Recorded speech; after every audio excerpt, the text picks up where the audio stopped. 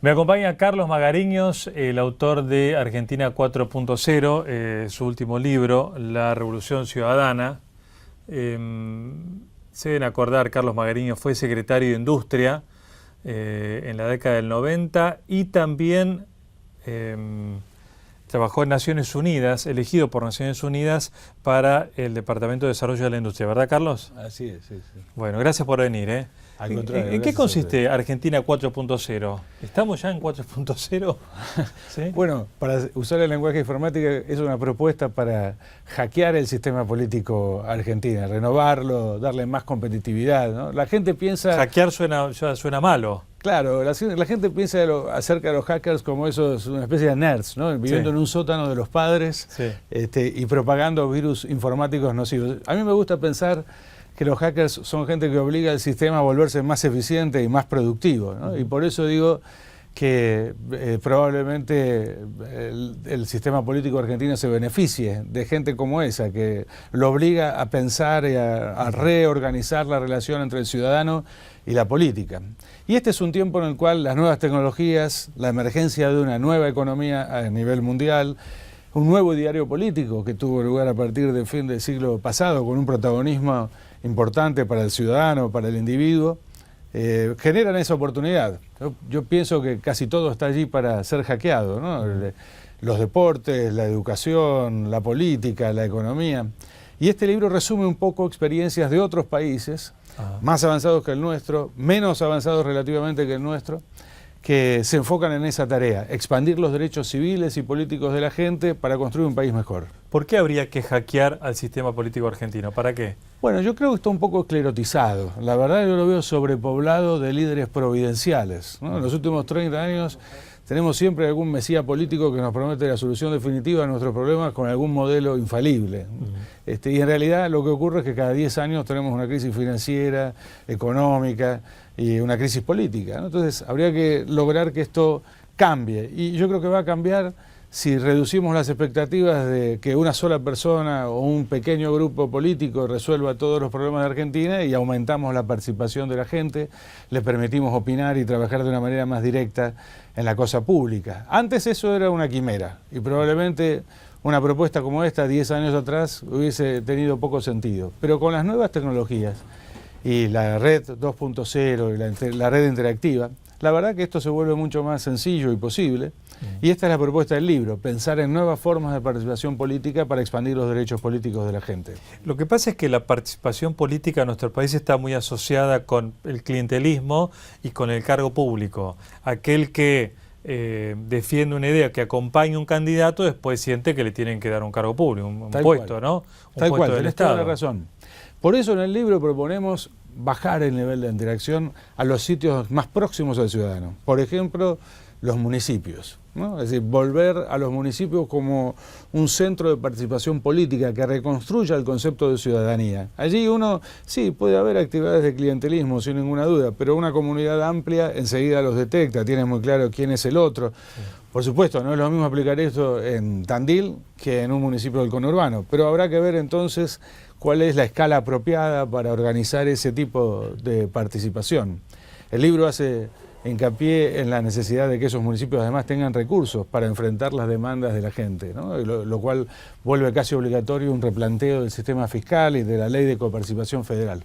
Estoy seguro mucha gente va a pensar que es difícil, ¿no? Pero ¿cuánto más difícil es esto que para los países del norte de África, haber reciclado sus regímenes políticos que durante tantas décadas los gobernaron, ¿no? Así que... ¿En dónde, perdón?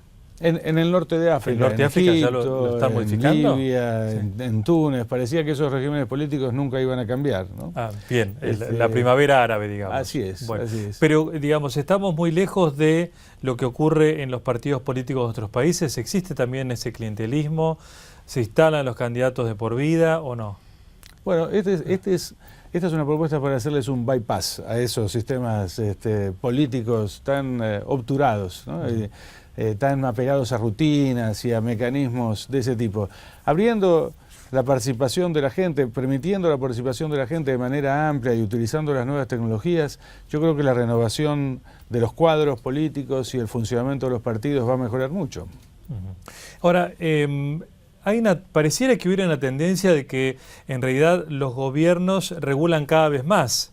Los estados, incluso hasta Estados Unidos se presenta ahora como un estado más regulador que antes, donde la libertad de mercado o la mano invisible antes era digamos, una ideología muy fuerte y ahora no tanto. Vamos hacia países más regulados.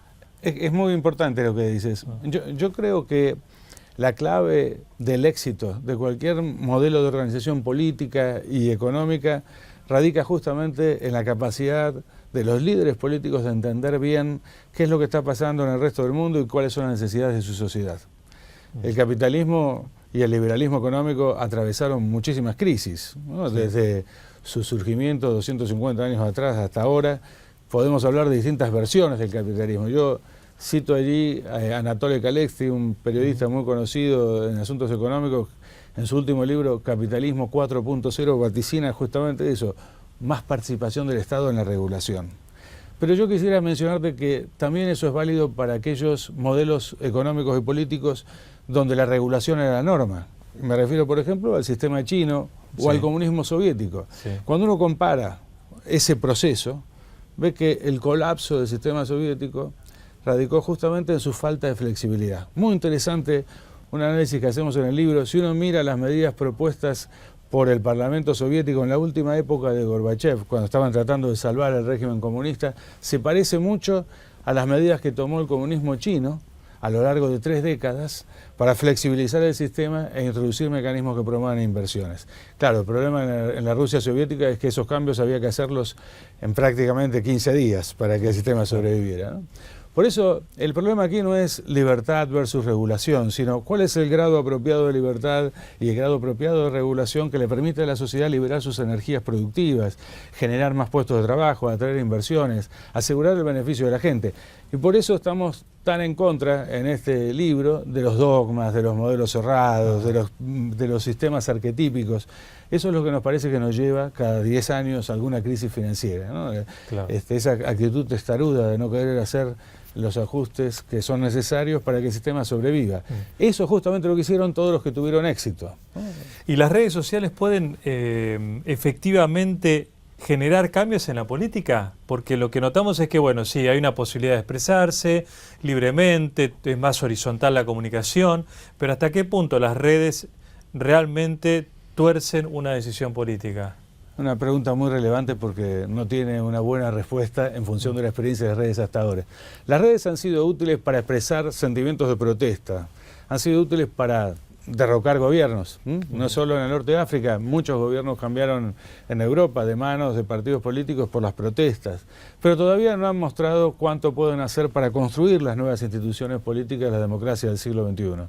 Yo creo que hay un lugar para eso. Por supuesto es un proceso de experimentación, es un proceso creativo, pero es un proceso que está teniendo lugar en muchos países del mundo, con ejercicios muy concretos. Y eso es la propuesta justamente que hacemos en el libro, lo que discutimos en el libro, las comparaciones que hacemos en el libro.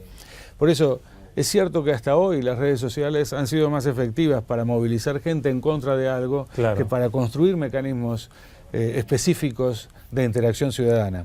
Pero así como hace unos años parecía imposible que existieran redes como Facebook, LinkedIn u otras, yo creo que en los próximos años estos mecanismos de interacción van a dar lugar a sistemas más articulados de participación que le permitirán a la gente expresar sus opiniones de manera más concreta, no solo en la política, sino en el mundo de los negocios, en las cuestiones comerciales, en todas las áreas de expresión social. ¿Podemos ir hacia a un gobierno plebiscitario de redes sociales en algún momento? Yo no creo que eso ocurra. Yo creo que el camino correcto es fortalecer la democracia representativa a través de las redes sociales. Pensar que alguien va a manejar la vida de un país atrás de una pantalla de computadora o con una tableta parece una locura, y sin duda lo es. Pero es cierto que el sistema de representación política de alguna manera se ha vuelto un poco esclerótico, en el sentido de generar una distancia entre el ciudadano que vota y su representante. Además, se han generado una cantidad de mecanismos que prácticamente restringen la participación del votante a una expresión cada cierto tiempo, 2 años, 4 años, eligiendo a los líderes políticos que habrán de llevar adelante alguna de las plataformas que proponen. Esta es una oportunidad de consultar más asiduamente a la ciudadanía. En alguna manera, si algo reemplaza tal vez, puede ser a los mecanismos de encuestas, ¿no? Los perfecciona y puede institucionalizarlos. Y la idea justamente es eso, tener una percepción más clara de qué es lo que la gente opina frente a determinadas situaciones y tratar de recoger las propuestas de una manera articulada. Eso no quiere decir que la red gobierne, pero sí quiere decir que hay mejores oportunidades de expresar opinión. Muy bien, gracias Carlos por haber venido, muy amable. Al contrario, gracias a ustedes.